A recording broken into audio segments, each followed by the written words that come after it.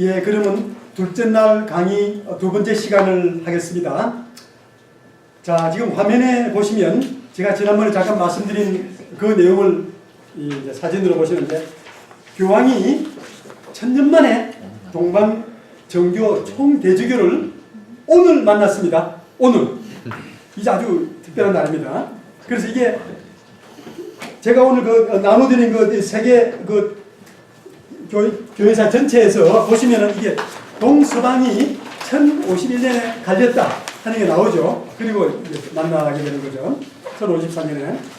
그리고 현재로는 이 캐톨릭이 숫자적으로는 제일 많습니다. 그리고 동방정교는 원래는 그리스에서 동방정교의 제일 높은 분이 있었는데, 지금은 소련에 러시아에서 자기들이 동방정교의 맹주다 이렇게 이야기하고 있죠. 그리고 이 서방 캐톨릭하고 동방 캐톨릭이 큰 차이가 뭐냐면은, 서방 캐톨릭은 교황이 왕과 황제를 그냥 막 지배도 하고 막 이렇게 막 파이어도 하고 여튼 했는데, 동방은 그 반대예요.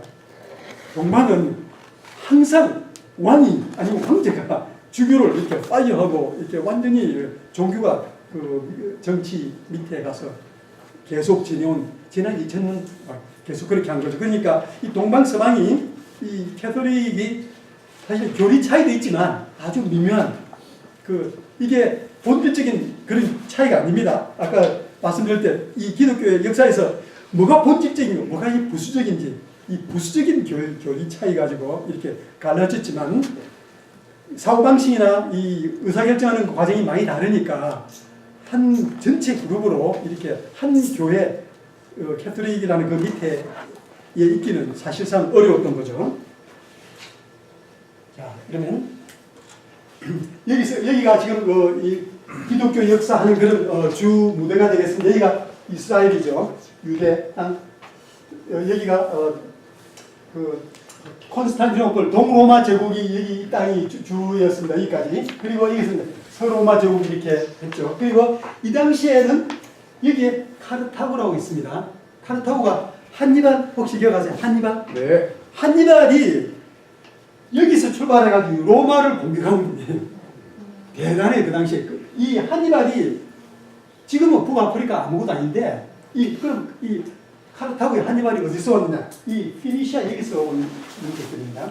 여기서 이 당시에 지중해 해상무역으로 발달돼가지고 여기서 사람들이 여기 가가지고 여기서 이 굉장히 큰 세력을 형성한 거죠. 그래서 한니발이 이렇게 돌아가지고 코끼리 타고 알프스산을 넘어가지고 이탈리아를 공격할 정도로 대단한. 그런데 이 기독교 역사에서는 여기 아주 중요한 분들이 많이 나옵니다. 교부들이. 오거스틴도 여기서 나오고, 중요한 교부들이 여기 많이 나옵니다. 그래서 이때 기독교 역사에서는 크게 한 4-5가지 중요한 지역이 있습니다. 제일 중요한 데는 예루살렘, 뭐니 두 번째 중요한 데는 여기 안티옥입니다. 안티옥이 처음 교회가 생기면서 우리 크리스찬으로 불렀는데, 안티옥이 바로 여기 있습니다. 세 번째는 중요한 도시는 알렉산드리아. 여기가 굉장히 사람들이 많이 살고 7대 불가 사이에 있는 도서관 그런 게 있었고, 굉장히 더 많은 인구가 있었는데, 이 당시 2000년도 더 전에 도서관, 정말 화려하게 우람하게 의리의리하게 이렇게 그런 도서관이 그림으로 나와 있습니다. 이 기독교는 이 초기에 학파가 여러 개인데, 그중에 이 알렉산드리아 파가 아주 셉니다. 그리고 안디옥파 또 셉니다. 또 중요한 데이 콘스탄티노플입니다. 콘스탄티노플은 여기서 이 로마가 이 황제가 콘스탄틴이 이 로마를 전부를 재통일하면서 로마의 수도를 여기로 옮기는 거죠. 그러면서 자기가 제일 선임 황제고 후임 황제를 이 로마에 그대로 두고 하는데, 그 이후로 이 콘스탄티노플이 굉장히 중요한 역할을 하면서 이 로마의 총주교하고 그런 대립 관계가 이렇게 되는 거죠. 그리고 또 하나는 카르타고 여기입니다. 여기에 기독교 교리가 상당히 발전을 여기서 많이 신학적인 그런 게 많이 나왔습니다. 지금은 이제 여기 아주 미미하게 된 거죠. 그래서 카르타고, 로마, 콘스탄티노플, 안티옥, 그리고 예루살렘, 알렉산드리아. 이게 신학적인 모든 일이 벌어지는 주 거점 도시가 되겠습니다. 자, 그러면 여기서 역사를 잊어버린 민족은 미래가 아주 쉽죠? 예, 다 100점. 자, 그러면 여기서 제가 이거는 여러분들이 혹시 제 지금 말씀드린 거 반대하는 분이 있을지 모르지만 저 그냥 양해하시고 들어주시면 고맙겠습니다. 이 천안함 사건에 대해서 말씀드리려고 그래요. 이게 원배인데 여기가 이제 갈라진 거죠. 여기가 갈라져가지고 그 다음에 이렇게 되어 있습니다. 그 이제 바닷속에서 인양한 겁니다.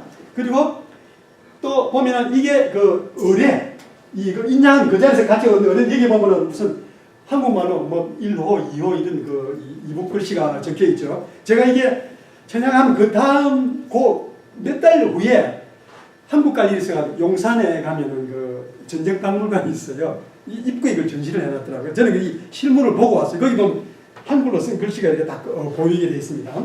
의뢰 추진체. 그래서 이 천안함이 이 피격 사건이 46명이 죽고 뭐 국제합동조사단이 와가지고 구성을 해가지고 5개국 전문가 24명이 조사를 하고 이렇게 해서 그 다음에 의뢰 공격으로 침몰을 한 것이라고 발표를 하고 이렇게 했는데 그리고 이 안보리에서도 이렇게 세계 모든 국가를 대표하는 안보리가 이렇게 발표되는데 제가 말씀드리는 문제는 뭐냐면은 이 천안함이 지금도 이명박 대통령이 이거를 그거 했다라는 거 아니에요? 뭐? 그 북한에다가 제가 말씀드리는 포인트는요 뭐냐면은 그러니까 이런 일이 있어도 그러니까 여기서 이렇게 국제조사단이 이렇게 조사를 해가지고 발표를 하더라도 온갖 소문이 많이 나둔다는 거죠. 그게 이제 포인트입니다. 제가 말씀드려요. 제가 어느 소문이 맞다 틀리다 이건 아니에요. 그렇게 하려면 이제 더 복잡하기 때문에. 그래서 이 신약 성경 예수님 말씀도 예수님이 살으셨냐 안 살으셨느냐 막 이렇게 그냥 그런 말이 많이 있다는 거예요. 그래서 이게 이 천안함이 일어난 지 얼마 안 되잖아요. 10년 뭐 안팎이잖아요. 근데 10년밖에 안 지난 것도 이렇게 시끄러운데 2000년 전 거를 우리가 지금 이야기를 하기 때문에 그걸 이제 감안해 주시면 좋다는 그런 말씀 드립니다. 우리가 서로 토론하고 배우는 자리이기 때문에. 자, 그래서 여기서 보면은 요거는 지난번에 말씀드렸죠. 역사를 잊어버린 민족이 역사를 잊어버린 기독교는 참 이것도 우리가 여러분이 생각해 볼 점입니다. 제가 이걸 생각해 보시라고 이걸 말씀드리는 겁니다. 그래서 우리가 누가 증인이 있으면 그 증인을 이제 의 말씀을 들을 수가 있는 거죠.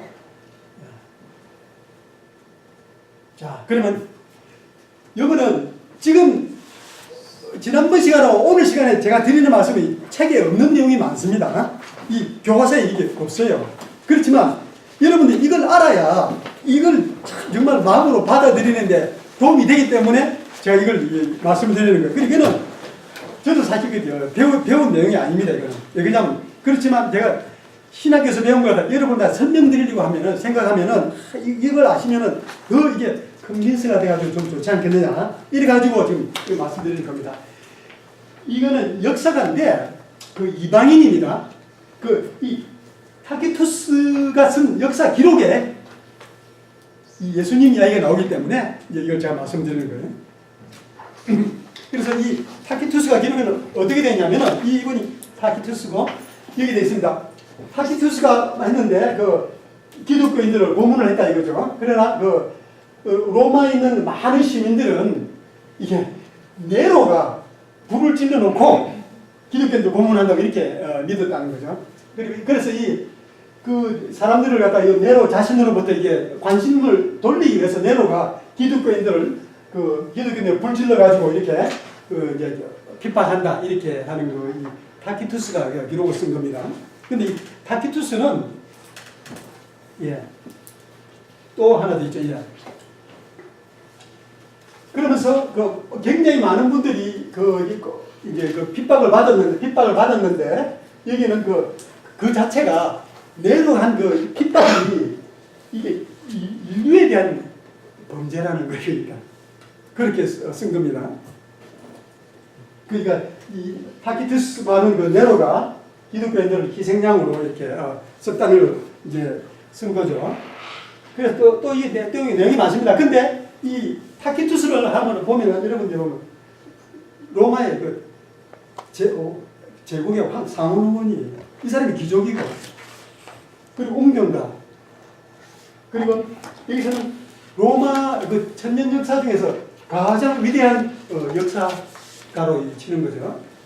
그래서 이 사람이 AD 14년부터 70년 이 인간의 로마 역사를 갖다 굉장히 자세하게 이분이 쓴 거죠. 그래서 로마 역사에 관련해서 이분이 제일 그 권위자입니다. 근데 여기에 이 기독교 핍박한 내용 이런 게 나오는 거죠. 여기는 그 오스트리아하고 오스트리아의 그 국회의사당 그 앞에 있는 그 동상. 유럽은 이 타키투스가 굉장히 그 아주 정말 그 우리 한국으로 말하면 삼국유사 쓴 분보다 더 존경받는 그런 위치니까요. 요거는 그분이 쓴 역사책의 표지. 자, 그리고 여기도 했고 여기서 했고요. 또 이런 내용이 있습니다. 네로가 그리스도는 그 말이 오리진이 출발점이 이게 디베리아 쪽입니다. 다이베리스 황제의 그 치하에서 익스트림 페널티를 받은 사람이 이제 그리스도스인데, 그리고 여기서 폰티우스 파일럿한테 이렇게 그리고 고난을 받다 이렇게 적혀 있죠. 그러니까 이거는 그 타키투스가 쓴 기록입니다. 그러니까 예수님이 이 본디오 빌라도한테 익스트림 페널티 받았다는 거는 우리가 무시할 수 없는 거죠. 그러니까 제가 시작 때 말이죠. 저는 원래 이 기독교 믿기 전에 무신론자였어요. 그러면서 막연히 생각했는데 누가 예수님 지어내서 이렇게 실존 인물이 아닌데 정말 지어내 이렇게 왜 그냥 2000년 그건 도저히 한 1000년만 지나도 기록도 없고 그냥 알 수가 없는데 2000년 건 누가 어떻게 아느냐 이렇게 막연히 생각한 거예요. 근데 실제 그렇지가 않죠. 이게 정말 대단한 그런 기록입니다. 그래서 예수님이 본디오 빌라도한테 고난 받으신 거는 여기 기록이 나와 있으니까. 그리고 이건 무슨 말이냐면 가장 참 곤란한 그런 미신이라는 거예요. 기독교를. 이 타키투스가 교인이 아닙니다. 그냥 자기 로마 상원 의원이에요. 그냥 기독교 쓰면서 그렇다는 거예요. 그리고 그렇기 때문에 이게 악의 근원이다 이렇게 쓴 거니까 이 기독교가 유대 지방에서 나온 그죠? 그냥 로마 시대에 사람은 이제 기독교를 처음에 기독교를 이렇게 본 거죠. 그러니까 쓸데없는 그런 걸 미신이다 이렇게.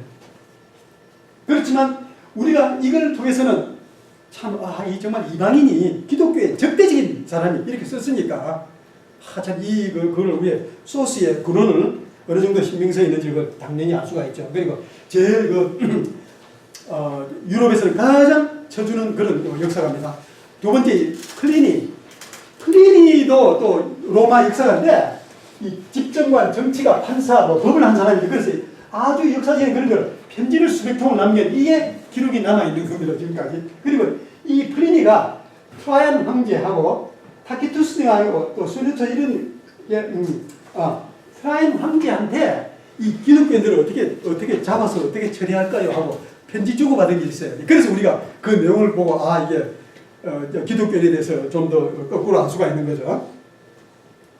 플리니가 비투니아 본도가 총독이었습니다. 있는데 이 트라이안 황제한테 편지를 쓴 거죠. 그래가지고 이 기독교인들 어떻게 하면 좋겠는지 이렇게 물었는데, 그리고 이때는 어노니머스 액큐제이션을 누가 이제 고발을 한 거예요. 밀고를 하면은 초기에는 기독교인을 색출해가지고 벌을 안 줬어요. 있는데 누가 괜히 고소가 들어오면 누가 이상한 짓 한다, 믿다 이렇게 된 고소가 들어오면 이 총독이 조사를 해야 돼요. 고소가 들어오니까. 그래서 이 조사를 하게 된 겁니다.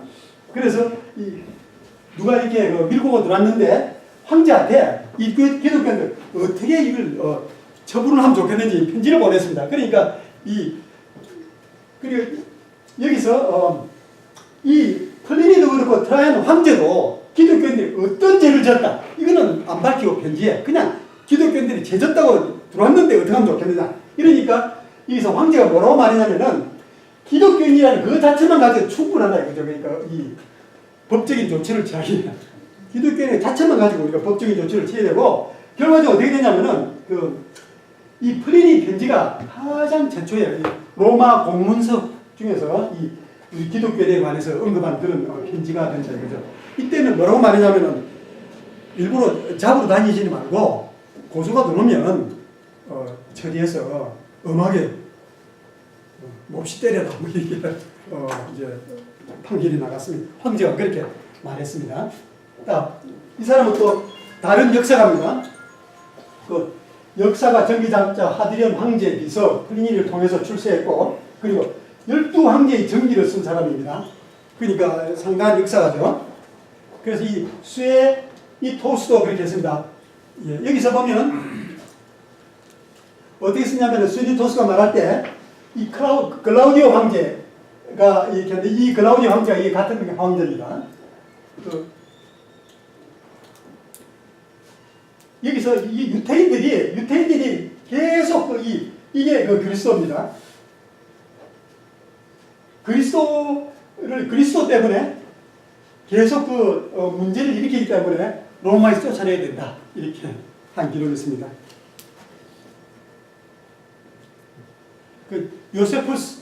요세푸스가 이 기독교 역사에서는 양쪽으로는 제일 많습니다. 그리고 이름이 제일 많이 나옵니다. 요세푸스는 뭐냐면은 아주 희한한 사람입니다. 유태인들이 로마에 대해서 1차 반란했을 때가 67년이거든요. AD 67년. 반란해가지고 이제 반란 막 하는데 그때 네로가 황제였어요. 네로가 베스피안이라는 제일 신임하는 장군을 이제 유대 지방에 보낸 거죠. 저 지방을 제압을 해라 이렇게 된 겁니다. 그래서 했는데 이때 이 요세푸스는 군인이었어요. 유대 군인이라고 했죠. 이 갈릴리 지방에 있는 고급 군인이었습니다. 그 갈릴리 지방에서 유대인들 군인이 이렇게 있는데 로마 정예병정이 9만 명이 오니까 항복하게 된 거예요. 싸움만한 데가 별로 없습니다. 이 갈릴리 지방을 보면 이렇게 아주 천년 요새가 별로 없습니다. 대부분 평지고 이렇기 때문에. 그래서 이 유태인인데 이제 항복 이렇게 되는 거예요. 항복한 다음에 이 로마 장군을 따라가지고 이스라엘 그러니까 예루살렘 공격하는 데 따라가는 거죠. 그러니까 통역으로 이 황제인데 이 황제가 되기 전에 이 베스피안이 예루살렘을 공격한 사람입니다. 황제 되기 전이에요. 나중에 황제가 됐지만. 그래서 이 예루살렘 이제 공격을 막 하고 있는데 68년에 네로가 죽어버렸어요. 그러니까 네로가 이제 다 핍박하고 바울 베드로 다 핍박하고 죽이고 그냥 사람들 십자가에 못 달아가지고 불 펴가지고 막 밤에 불 피고 그냥 이렇게 온갖 광란을 하다가 하여튼 네로가 죽었는데 죽으니까 이 베스피안이 예루살렘 공격하다 잠시 중단하고 아들한테 맡기고 로마로 가가지고 내가 이제 황제한다 이렇게 돼서 이제 황제로 뽑혔습니다. 원로원에서. 그래서 협상을 이렇게 됐고, 예. 근데 이 요세푸스가 그러니까 그렇게 되면서 계속 이 로마 황제 밑에 이렇게 계속 따라다니니까 이 사람의 역사가 그래서 역사를 굉장히 자세히 썼는데 그 자세히 쓴 거를 번역해가지고 있는 게 바로 이 책입니다. 이 책이 그러니까 이때 쓴 책입니다. 그러니까 AD 70년, 80년에 쓴 내용이 이렇게 많습니다. 이것도 전부 다 그중에 일부 우리 사람들이 흔히 읽어보기 좋아하는. 그러니까 이 기독교는 기록이 대단합니다. 근데 이 사람이 크리스천은 아니죠. 아니지만 하여튼 이렇게 쓰게 된 거죠. 기독교 역사도 있습니다. 그래서 이 역사에서 예수, 침례요한, 야고보 이렇게 언급하고 한 게 있죠. 요세푸스. 그래서 기독교 역사 전체에서 이 제일 많은 양을 쓰고 그 아주 유명한 분인데 요세푸스의 책입니다. 아주 책이 멋있게 카바하고 이렇게 돼 있죠. 또 요세푸스가 그 유태인에 대해서 어떻게 했냐면 그때쯤 예수라는 사람이 있었는데 아주 현명한 사람이 있었는데 우리가 사람으로 볼 수 있다면, 그러니까 예수를 우리가 사람으로 부를 수 있다면 아주 현명한 사람이다 이런 뜻입니다. 그러니까 이게 사람들이 하느님이라고 하느님의 아들이라고 그러니까 이제 그런 거죠. 그래서 그리고 그 예수는 많은 그런 놀라운 그런 일들을 갖다가 기적을 베풀었는데, 그리고 그런 사람들의 선생이었는데 진실을 받아들였다 이거죠. 그래서 그 예수는 많은 사람들의 유태인들을 하고 또 히랍인들을 이렇게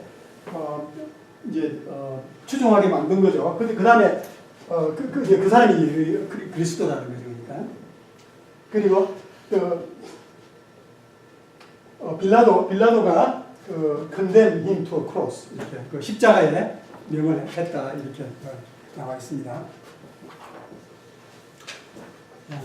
그리고 여기서 보면은 십자가에 됐는데 3일 만에 다시 부활해가지고 이렇게 사람들한테 나타났다고 그렇게 말을 한다 이렇게 돼 있습니다. 그리고 크리스천은 그리스도 다음 그리스도를 따라가지고 이름을 크리스천으로 부르게 됐는데 아직도 지금 안 없어지고 있다. 이 지금 자기가 쓰고 있는 도중에 이렇게 말했습니다.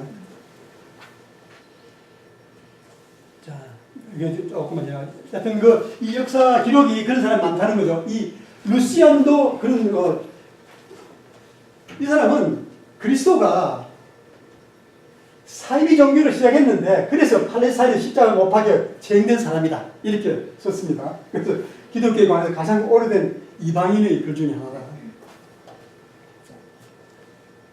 루시안. 이 루시안이 쓴 거를 이제 그 영어로 된 내용입니다. 네, 됐죠.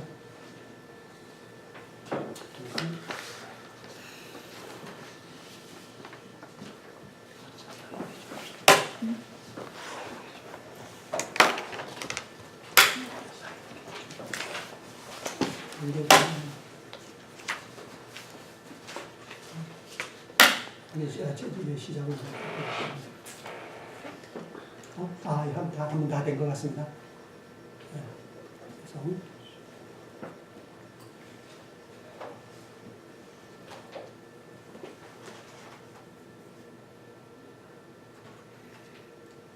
예.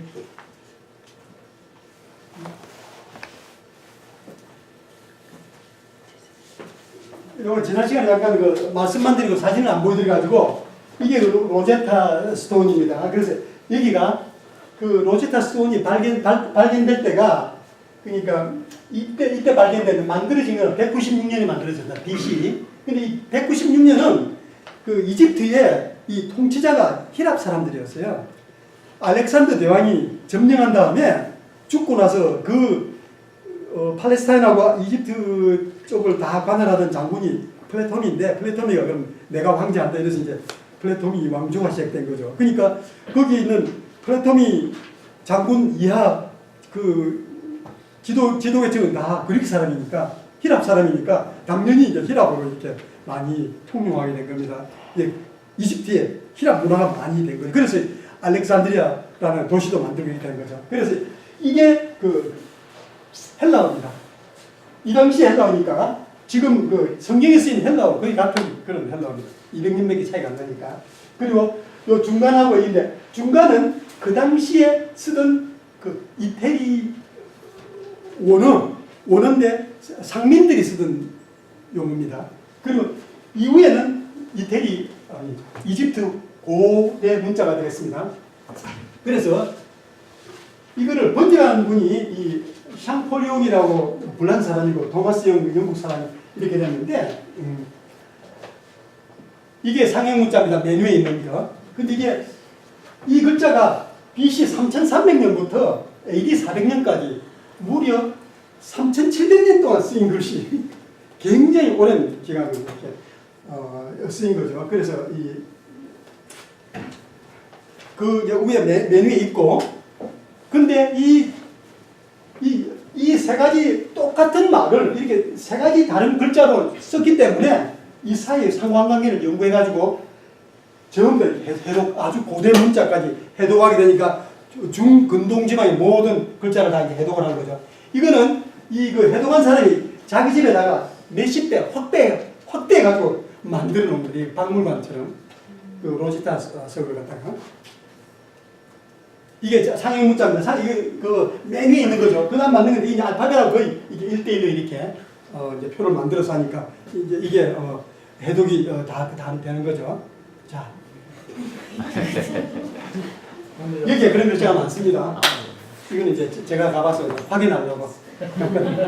여기 보면은, 여기에 그냥 모든 그런 상형 문자, 그런 문자가 다 되어 있습니다. 여기도 그렇죠. 이게 그러니까 BC 2500년, 3000년 되는 그런 내용들이 되는 거죠. 예. 자, 이거는 제가 말씀드린 그 예루살렘 성 함락됐는데 이게 9만 군데입니다. 여기가 예루살렘이고. 이걸 3년을 했기 때문에 정말 그때 아주 정말 돌 위에 돌 하나도 안 남는 그런 일이 벌어졌습니다. 이게 이제 공개하는데 여기가 말하는 감람산이에요. 예수님이 우신, 그죠? 여기가 계곡이고, 그 다음에 여기가 이제 대성전입니다. 여기가 대성전이죠. 그 2차 성전이라고 그러는. 여기가 이제 예루살렘, 옛날 예루살렘인데 여기서 이제 공격을 하는 거죠. 진입로가 이쪽밖에 없어요. 나머지는 다 이렇게 굉장히 가파른 데이기 때문에 진입을 할 수가 없는 거죠. 이때 그러니까 그 예루살렘이 무너질 때 그런 아주 비참한 그런 잔주 중에 하나입니다. 그리고 이거는 예수님이 이 성전과 예루살렘을 바라보시면서 우시는 그거에 대해서 이렇게 쓰여 있습니다. 그래서 노아 및 그 가운데 있는 내 자식들을 땅에 미어치며 돌 하나도 돌 위에 남기지 아니하리니 이렇게 말씀하신 거죠. 예수님이 우신 성경에 몇 안 되는 그런 장면 중에 하나입니다.